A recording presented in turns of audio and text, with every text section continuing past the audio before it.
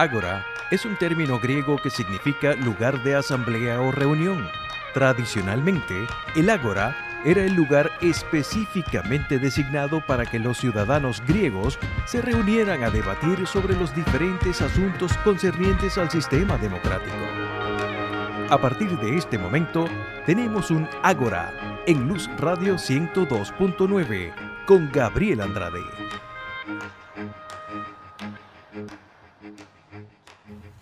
Saludos amigos, bienvenidos a Ágora.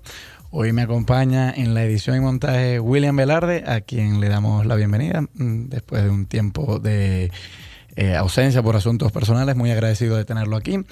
La productora de este espacio es Norelba Torres, el director de Luz Radio es Jesús Urbina, en el control técnico estará Franklin Palmar y quien les habla, Gabriel Andrade, estará en la conducción. Mi Twitter es @gandrade80 y esta noche me acompaña Carlos Velázquez. Él es periodista reconocido de nuestra región zuliana, amplio conocedor de temas de cultura pop y con él hemos hecho varios programas en el pasado. Hoy estaremos hablando sobre el Festival de Woodstock. Saludos, Carlos, bienvenido, buenas noches. Buenas noches, Gabriel, contento de estar aquí nuevamente contigo y sí, hemos hecho ya varios y espero que sean más. Eres conductor de un programa de radio del cual te doy oportunidad para que hagas una breve promoción aquí. Sí, claro, mi programa es Buena Vibra, se transmite por la emisora hermana Sabor 106.5 los sábados de 3 a 4 de la tarde. Mi Twitter es @CarlosAlbertoBC y el Twitter del programa es @BuenaVibraFM1,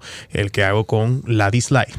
Y hablan de cultura pop ahí, supongo. Por supuesto, hablamos de esto y de muchas otras cosas. Tú eres la enciclopedia de la cultura pop, por lo menos aquí en la región zuliana. Así que entremos en materia con esto del Festival de Woodstock.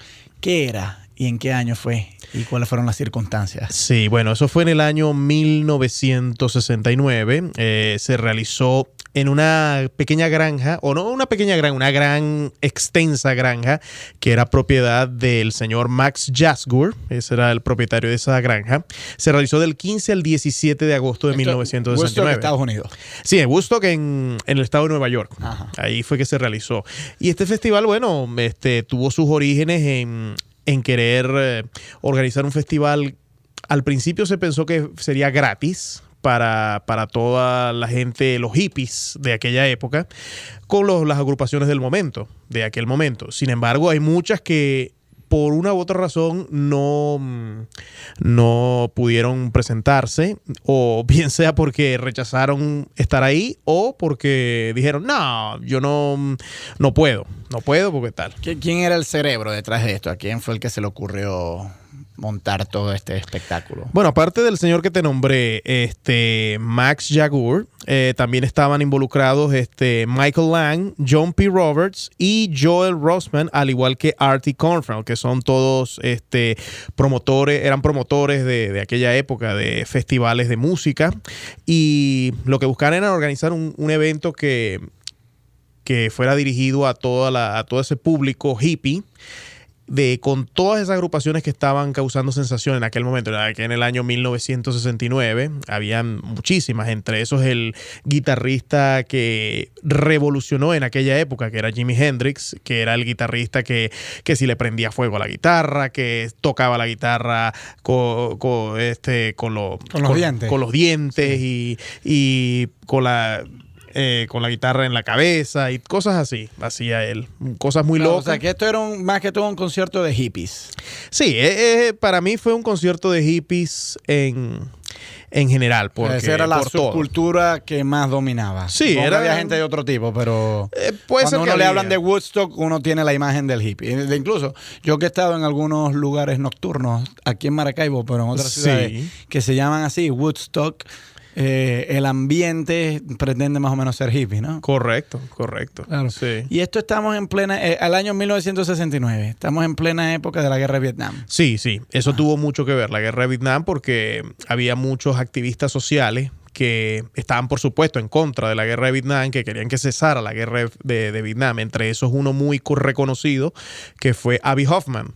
Que de hecho Abbie Hoffman interrumpió el concierto de los Who en ese momento para criticar sobre el encarcelamiento injusto, en aquella época se consideraba un encarcelamiento injusto de John Sinclair. John Sinclair era otro activista, pero además él vendía drogas. Y las drogas juegan un papel muy importante en este festival porque muchísima gente presenció el festival bajo los efectos de estos alucígenos y también de efectos del alcohol también, porque eso tuvo mucho que ver en esa época. Pero se dejaba entrar las drogas, o sea, ¿cómo era la seguridad? Sí, lo que pasa es que recuérdate que en esa época no estaba la prohibición con las drogas como existe hoy en día. Hoy en día apenas en este año 2016 que hay ciertos sitios de Estados Unidos que están permitiendo el uso de marihuana medicinal y de otras drogas que están permitidas, pero en aquella época eso era, como quien dice, un espíritu libre y todo está permitido, pues. No era delito. No era delito en esa época, pero poco a poco se fue haciendo un delito. Entonces este hombre, John Sinclair, le vendió 2 cigarros de marihuana a 2 policías encubiertos y esa fue la razón para encarcelarlo. Entonces todos los activistas sociales, entre esos John Lennon, porque John Lennon también se volvió activista, aparte de ser músico, se volvió activista durante esta época, se pusieron a hacer protesta por la liberación de este personaje, John Sinclair, que a la final la lograron, después de creo que fue uno a los 2 años después de Woodstock que lograron la liberación de este señor John Sinclair, que hoy en día ya no es drogadicto, ya lo que simplemente es un escritor y activista muy reconocido en los Estados Unidos. Esto era multitudinario, este concierto. Sí, ¿no? Yo he visto las imágenes y o sea, esos son estadios y estadios. Más o menos ¿cuánta gente había ahí? Wow. Lo que se tienen son estimados de cuánta gente pudo haber estado en Woodstock, pero aproximadamente, a ver, tengo las cifras por aquí. 200,000, por ahí. No, sí, más o menos fue una cifra más o menos por ahí, por los 200,000 personas aproximadamente. ¿Y había problemas de seguridad? Porque siempre es riesgoso hacer un evento con 200,000 personas y más si hay droga. Claro. Los problemas que se presentaron fue, aunque en ese festival no estuvieron, pero fueron muy conocidos los Ángeles del Infierno. Los Ángeles del Infierno eran un grupo de seguridad. Bueno, fue denominado un grupo de seguridad, pero en realidad era una pandilla de motociclistas. Claro, que hasta el día de hoy existe. Que sí, existen todavía. Y ellos se encargaron de la seguridad. Y aunque en este concierto no se presentaron víctimas, sí se presentaron víctimas en un evento de los Rolling Stones que fue tan solo un mes después de Woodstock, pero en San Francisco, que también fue conocido, es un festival que fue solo de ellos. Fue el Woodstock de San Francisco, pero eran solo ellos y creo que tenían 2 o 3 grupos invitados. Y murió alguien ahí. Murió alguien por apuñaleado. Y tengo entendido que murió mientras cantaban la canción esa del diablo, ¿no? Sí, Sympathy for the Devil. Claro, exactamente. Ahí fue cuando mucha gente asoció esa canción con ritos satánicos porque había muerto una persona mientras la cantaba. Correcto. Pero se sabía, pero después se supo que la persona que fue asesinada, que fue, además de que fue una persona de color negra, estaba primero que estaba armado con un cuchillo, estaba atacando gente y estaba bajo los efectos de la droga. Lo que pasa es que, claro, no era la manera. Claro, bueno, vamos a escuchar un primer tema del Festival de Woodstock de Joe Cocker, un tema que se llama With a Little Help from My Friends, y ya regresamos. Seguimos en Ágora, @GAndrade80 de mi Twitter. Esta noche converso con Carlos Velázquez, amplio conocedor de la cultura pop, y el tema que nos ocupa hoy es el Festival de Woodstock. Habíamos escuchado en el segmento anterior el primer tema de Joe Cocker, que se llama With a Little Help from My Friends. Yo recuerdo que esta canción, Carlos, que supongo que se tocó en ese festival, fue una de las más sonadas, era el tema musical de The Wonder Years, Los Años Dorados. Correcto. Que es una serie televisiva muy, muy buena, de una familia americana.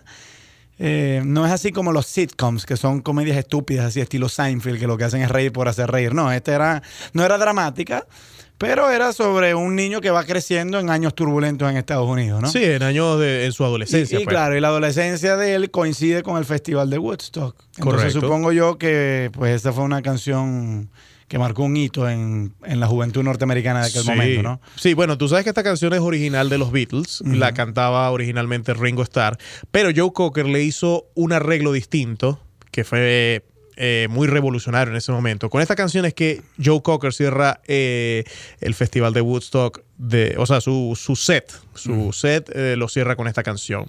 Y sí, ese arreglo que le hizo fue muy revolucionario en aquel El arreglo momento. tiene como un cierto aspecto psicodélico, ¿verdad? Sí, exactamente. Y un dato curioso es que en esta versión de estudio tocó Jimmy Page de Led Zeppelin, que cuando no era nadie, cuando era un desconocido guitarrista de estudio, pues. Sí, tú sabes que yo cuando he estado en Estados Unidos he escuchado a algunos viejos conservadores, de esos carcamanes cascarrabias, quejarse de que esta canción With a Little Help from My Friends, que en castellano sería con un poquito de ayuda de mis amigos. Correcto. ¿Ayuda para qué? Y entonces, claro, eso genera toda una teoría de conspiración de, bueno, ¿ayuda para qué? ¿Qué querrá decir?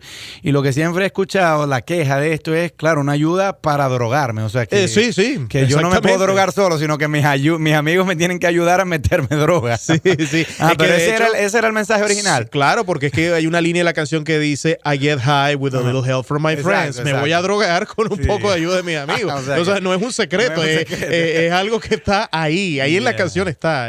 John Lennon y Paul McCartney escribieron eso así a propósito. Ya. Y bueno, esto generó malestar en su momento. Sí, en aquel momento, recuérdate que acuérdate que la palabra high en aquella época era algo, eso era una blasfemia, eso era una grosería en aquella época decir la palabra high. Ya hoy en día eso es usado como algo demasiado normal en las canciones en inglés en Estados Unidos, pero en aquella época eso era controversial. A muchos artistas les decían, mira, no me puedes cantar esa canción porque dice high. Ni siquiera porque dice una mala palabra, sino porque el hecho del high, que alto, pero también es, digamos, elevado por la droga, sí. Exactamente. Entonces eso causó controversia totalmente y eso en el Festival de Woodstock no escapó de eso. Ahí la droga corrió por todos los participantes. ¿Tú has conocido gente que fue a Woodstock? No he tenido la oportunidad de conocer, pero sí recientemente leí un artículo en internet sobre un venezolano, un caraqueño, que viajó al Festival de Woodstock. Hoy en día ese señor tiene como unos 70 años, más o menos. No recuerdo su nombre, pero un caraqueño que se fue por circunstancias de la vida a vivir a Nueva York, a hacer su vida. Pues en aquella época no había esa cuestión ahora de que si, mira, que si no te puedes pasar de 6 meses, que si tienes que pedir asilo, que te pidan y todo eso. Eso es hoy en día, pero en aquella época eso no era así. Era como que más fácil, sí, más fácil poder aspirar a quedarse en los Estados Unidos, pues, con este tema de la inmigración. Y él hace el recuento de cómo fue su experiencia asistiendo al Festival de Woodstock. ¿Se olía a marihuana? Sí. O sea, era imposible no encontrarse la marihuana en Woodstock. Era imposible. De hecho, hasta era tan libre o tan espíritu libre, vamos a decirlo así, free spirit o espíritu libre, que hasta gente fue concebida en el Festival de Woodstock. Sí, señor. Ahí había copulación. Sí, relaciones sexuales por doquier. Y de hecho hay una generación de niños que hoy en día tienen 40, 45, 46 años que fueron concebidos por sus padres durante el Festival de Woodstock. Esa generación existe. ¿Y podían ir niños a menores de edad a esto? Bueno, he visto... Yo veo grave que haya drogas y sexo así en un concierto y que los niños vean eso. No debería. Yo que soy muy mojigato, pero... Sí, no debería, pero sí hay material visual existente de Woodstock en donde se ven un par de niños por ahí. Lo que pasa es que, claro, eran hijos de padres que a lo mejor eran demasiado espíritu libre o free spirit, que vuelvo a repetir esta frase porque es importante para lo que estamos hablando. Y esta cosa del sexo, ¿cómo era? O sea, ¿en un rincón o a plena luz todo el mundo viendo eso y aplaudiendo? Depende. Yo creo que cada pareja decide. A lo mejor hay parejas que en ese momento había parejas que le preferían que todo el mundo los viera, así como algunos que se escondían en arbustos o en rincones o incluso esos sleeping bags, esas tiendas de campaña porque ahí acuérdate que ese festival duró 3 días y 3 días gente que estuvo sin bañarse, que estuvo ahí sin acceso a un baño, entonces hacían sus necesidades ahí mismo y bueno, obviamente el último día te podrás imaginar cómo eran los olores. Pero ¿y la seguridad no deambulaba para evitar este tipo de cosas que hubiera? No, porque precisamente a eso vamos, al espíritu libre de Woodstock, que todo era paz y amor, y vamos a hacer el amor y no la guerra. Acuérdate que con lo que ya mencionamos en la parte anterior de la guerra de Vietnam, que en ese momento eso era una rebelión contra la guerra de Vietnam, de hacer el amor y no la guerra. Claro. Uno de los artistas más conocidos de Woodstock era Jimi Hendrix, ¿no? Es Jimi Hendrix y era Jimi Hendrix. O sea, Woodstock y Jimi Hendrix van de la mano. Van de la mano, sí. No se puede hablar de Woodstock sin Jimi Hendrix, ni se puede hablar de Jimi Hendrix sin Woodstock. Correcto, porque fue lo que catapultó su carrera a nivel internacional, ese festival de Woodstock. Fue lo que lo llevó a hacer lo que fue. El problema de Jimi Hendrix fue que tan solo un año después de Woodstock falleció. Ese fue el gran problema de él. Sí, una sobredosis de droga en el 18 de septiembre de 1970, un año y un mes después de Woodstock. Fue algo que, imagínate que hubiera podido lograr él si hubiera vivido, cuántas cosas no hubiera logrado. Claro. Una de las canciones, que es la que vamos a escuchar próximamente, de que tocó Jimi Hendrix en Woodstock, es The Star Spangled Banner, pero que este es el himno de Estados Unidos. El himno nacional de Estados Unidos. Entonces, ¿qué? ¿Lo toca en guitarra? En guitarra, sí. De hecho, me estaban preguntando que si es instrumental o que si es cantado. No, es instrumental completamente con la guitarra. Y esa... Con un cierto aspecto psicodélico también, de distorsión. Sí, él explicaba, porque mucha gente lo criticó en el momento, de mira, ¿cómo vas a tocar el himno de Estados Unidos con una guitarra eléctrica y tal? Y él decía, bueno, es que yo lo estoy haciendo como una especie de protesta contra la guerra de Vietnam. ¿Por qué? Porque él decía que esas distorsiones que él hacía, y que de hecho las vamos a escuchar ahorita, él decía que esas distorsiones eran emulando los sonidos de las bombas cayendo y de los aviones disparando. Él hace unos cuantos efectos con la guitarra que emulan todo eso. Bueno, vamos a escuchar el himno de Estados Unidos tocando por Jimi Hendrix, que lo popularizó en el Festival de Woodstock. Y a propósito de ese festival, conversó hoy con Carlos Velázquez. Mi Twitter es @gandrade80. Seguimos en Ágora, @gandrade80 de mi Twitter. Hoy converso con Carlos Velázquez a propósito del Festival de Woodstock, ese festival que se hizo en el estado de Nueva York en el año de 1969. Y estábamos escuchando de Jimi Hendrix, The Star Spangled Banner, que es el himno nacional de Estados Unidos. Tú sabes que aquí cuando Ilan Chester tocó el himno nacional venezolano con unos arreglos muy sencillitos, y así balada, sí, tipo estilo balada, pero muy agradable al oído. Eran con su pianito y tal, y con la voz tan dulce que tiene Ilan Chester. Bueno, y los patrioteros venezolanos, que yo me imagino que muchos eso fue en la Cuarta República, pero muchos de los que pegaron el grito en el cielo, me imagino que ahora serán los patrioteros chavistas, esos que se molestan ante cualquier supuesto irrespeto a los símbolos patrios. En aquel momento casi se come en vivo a Ilan Chester por haberse osado hacer eso.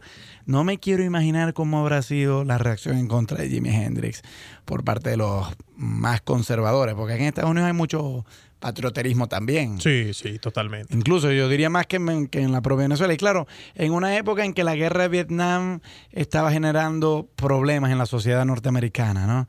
Y que mucha gente estaba cuestionando ese patriotismo, ¿no? De elevar la bandera a toda costa y decir Estados Unidos es el mejor país del mundo, aun cuando están metidos en guerras que mucha gente estaba cuestionando. ¿Cómo se defendió Jimi Hendrix frente a esos ataques?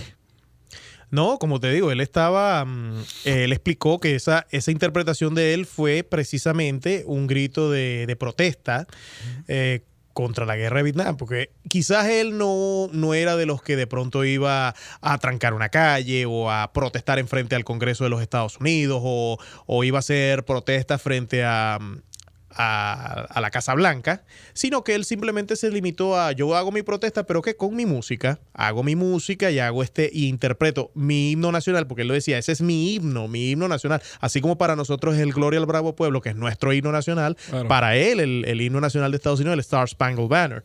Entonces él lo defiende así diciendo, ese es mi himno. Ese es mi himno y yo tengo derecho a tocarlo e interpretarlo y a cantarlo como yo quiera. Y es lo que precisamente donde los conservadores van a criticar. Es como sucede aquí en Venezuela. Cuando Ilan Chester sacó esa versión balada, Sí. los bombardearon los más conservadores. Porque, y fíjate que Bueno, los más conservadores en el sentido patriotero del nacionalismo. Correcto. Porque muchos de ellos son los ultrachavistas de hoy, que son de la extrema izquierda. Pues es una cosa interesante, porque es que el nacionalismo en Estados Unidos suele ser más bien de la extrema derecha, mientras que en Venezuela Es la extrema izquierda. es la extrema izquierda, exactamente. Así es como- Sí, de hecho, yo no le veo nada de malo a que existan interpretaciones distintas a la normal del himno nacional de Venezuela o la del himno nacional de Estados Unidos. Yo no le veo eso nada de malo. Aparte de que incluso en YouTube yo he encontrado una versión en guitarra eléctrica del himno nacional de Venezuela.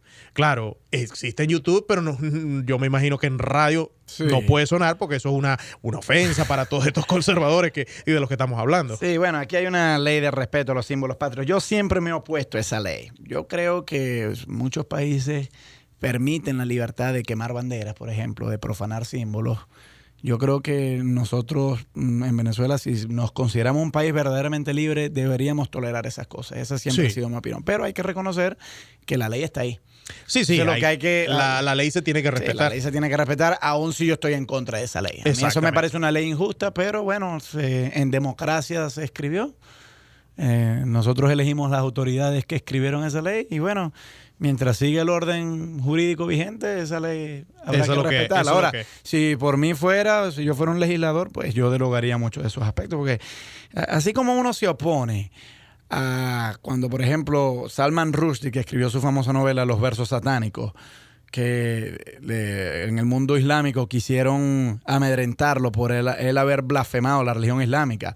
O así como uno se opondría a que un autor como José Saramago, cuando escribió el Evangelio según Jesucristo, hubiera amenazas en su contra por haber profanado el cristianismo. O sea, así como uno dice, tanto Saramago como Salman Rushdie tienen la libertad de profanar cuantas veces ellos quieran, pues yo creo que eso no solamente aplica a las religiones, eso también yo creo que aplica a los símbolos patrios. Sí, sí. El que quiera quemar Estoy de una acuerdo. bandera, yo creo que la ley no debería prohibírselo. Pero Sí, estoy de acuerdo lamentablemente contigo. sí hay una ley de símbolos, de respeto a los símbolos patrios vigente. El tema del sexo me llama la atención, Carlos, porque no solamente está la cuestión de que copulaban ahí, ¿no? Sino que todo este movimiento hippie también tenía como un ánimo del sexo en grupo, ¿no? Que no habría parejas estables, sino que las comunas... Sí, de compartir parejas. De compartir parejas y tal. Eso se vio en Woodstock. En cierta forma sí, porque obviamente acuérdate que bajo los efectos de la droga cualquier cosa puede suceder. Entonces esto por supuesto que se vio. Claro, había por supuesto sus parejas estables, así como las parejas que les gustaba experimentar. En esto cayeron no solamente los asistentes a Woodstock, sino también los mismos artistas. Por ejemplo, uno que no estuvo en Woodstock, pero que es muy emblemático, como por ejemplo George Harrison de los Beatles. Él era de los que le gustaba compartir su propia pareja. Él una Con vez amigos. con sus amigos, incluso O sea, dice decía, compadre, aquí está mi esposa, haga lo suyo, pues. y présteme a su esposa. Esa era su forma de pensar. Él, de hecho, que dicen un incidente que hubo unos años después de Woodstock fue que él cenó con Ringo Starr, su ex compañero de los Beatles. Se sentó él con él y las dos esposas. Y de pronto él en plena cena dijo, bueno, pero vamos a cambiarnos las esposas, vamos a tener relaciones por ahí, yo me voy con la tuya y tú te vas con la mía, y así de lo más, y eso fue suficiente para terminar la cena, porque solamente a él le pareció, pero a los demás no les pareció. Ya, tenían algunas ideas. Sí, unas ideas locas que, por supuesto, vinieron de toda esa liberación sexual que vino con Woodstock. En Woodstock había música a toda hora, porque me dices que duró 3 días, o sea, 72 horas. Sí. Nunca descansaban, o sea, eso era música y música. música. Solamente hubo un pequeño break, pero no fue por culpa de los músicos ni del público, sino porque llovió. Vino un aguacero torrencial fuerte y se suspendió por 3 horas el concierto, o sea, se pospuso 3 horas. Esto fue después de que Grateful Dead se presentó y causó retraso. Esa es la razón por la cual Jimi Hendrix, que fue el último en presentarse, se vino a tocar realmente el lunes. Él tenía que presentarse el domingo en la noche y se presentó el lunes a las 8 de la mañana. Ya cuando el festival estaba ya la gente como que, no, bueno, mira, ya yo me tengo que ir a trabajar o tengo que irme a mi casa y hay mucha gente que no vio completo el concierto de Jimi Hendrix porque dijeron, bueno, en otro momento lo veo. Pero un ser humano no puede durar 72 horas despierto. Yo, por ejemplo, que me he ido de feria aquí en Maracaibo, la Feria de la Chinita, al amanecer y tal, con parrandas. Bueno, yo te puedo pasar 24 horas despierto en el juego de la Chinita, que al amanecer gaitero, pero ya llega un momento en que yo quiero dormir. ¿Cómo hacía esta gente para dormir? Vamos a dejar eso para el segmento que viene. Me explicas algunos de esos detalles. Converso con Carlos Velázquez sobre el Festival de Woodstock y escuchemos otra canción que sonó en aquel mítico festival de The Who, un tema que se llama Pinball Wizard. Seguimos en Ágora, @GAndrade80 es mi Twitter. Esta noche converso con Carlos Alberto Velázquez. Él es amplio conocedor de la cultura pop y el tema sobre el cual hoy conversamos es el Festival de Woodstock. Y te planteaba yo en el segmento anterior, Carlos, los detallitos técnicos sobre cómo se hacía esto. Si fueron 72 horas, ¿la gente dónde dormía? Bueno, ¿Qué comía? ¿Cómo se hacía todo eso? Eso como te estaba explicando en unos segmentos anteriores, había mucha gente que montó carpas, tiendas de campaña en donde dormían, en donde hacían también... Supongo que lejos de la tarima. Sí, tenía que ser lejos de la tarima. Acuérdate que eso era un espacio abierto. No es como los conciertos de hoy, en donde está delimitado todo. Mira, este es el escenario y aquí es donde se va a poner el público. Hoy en día eso está delimitado. En aquella época no. En aquella época era como que, bueno, póngase donde usted quiera. Aquí está el escenario, pero póngase donde usted quiera. Póngase detrás, adelante, como sea. Eso era muy free spirit, claro. Espíritu libre, como lo he venido diciendo durante todo el programa. Y claro, en cuanto a que si hubo gente que estuvo todas las 72 horas despierto, probablemente algunos sí y algunos no. Acuérdate que, bueno, es una lista grande de artistas. Aquí tengo la lista de todos los artistas que se presentaron e incluso tengo la cifra que cobraron cada uno de los artistas. El que más cobró fue Jimi Hendrix, que cobró $30,000, que si te pones a ver $30,000 es una cantidad muy baja para lo que se cobra hoy. Sí, bueno, pero hay que tener en cuenta la inflación también. Sí, inflación. Exactamente. $30,000 que cobró Jimi Hendrix en esa época era muchísimo dinero. Pero hoy en día $30,000 para un artista eso no es nada. Pero no era gratis el concierto, ¿no? No. ¿Cuánto podía costar una entrada? En realidad, las entradas a la final no se vendieron. Fue un concierto gratuito, aunque... ¿Pero quién recaudó el dinero para pagar a Jimi Hendrix? Esos eran inversionistas, estos que te nombré. Ajá, pero, sin embargo, aquí tengo los costos exactos. $18 en preventa, 24 en la puerta, que son más o menos equivalentes a $120 y $150 al precio de hoy. Claro, tomando en cuenta la inflación. Pues. Exacto. Pero obviamente hubo gente que entró sin pagar.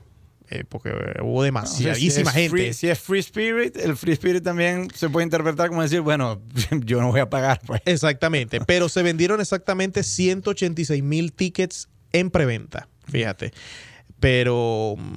se convirtió, como te estaba diciendo, se convirtió en un concierto gratis después de esto, del Free Spirit, y que más de 200,000 personas aparecieron. ¿Qué hay hoy en Woodstock, el lugar? En Woodstock hoy en día sigue estando esa granja. Ya obviamente el señor Max Jagur ya falleció hace muchos años. Pero es un lugar conmemorativo para los aficionados del rock. Es conmemorativo. O sea, ¿se puede visitar? Sí, se puede ver en una granja, pero y hay una placa que dice aquí se celebró el Festival de Woodstock. Eso es lo que hay hoy en día. Y después de este Festival de Woodstock se realizaron varios aniversarios con respecto a Woodstock. Digamos, ha habido nuevas versiones de Woodstock. Nuevas versiones. Pero no en el propio lugar de Woodstock. No, se han hecho en lugares cercanos o dentro del mismo Nueva York. También Londres, Brasil. No. Rock in Rio, por ejemplo. No, Rock in Rio es otro festival. Ese es otro pero festival. Siempre queriendo emular a Woodstock como el original. O sea, todos esos festivales tienen como punto de referencia el origen a Woodstock. Sí, totalmente. El primero que se realizó fue en el año 79, por los 10 años.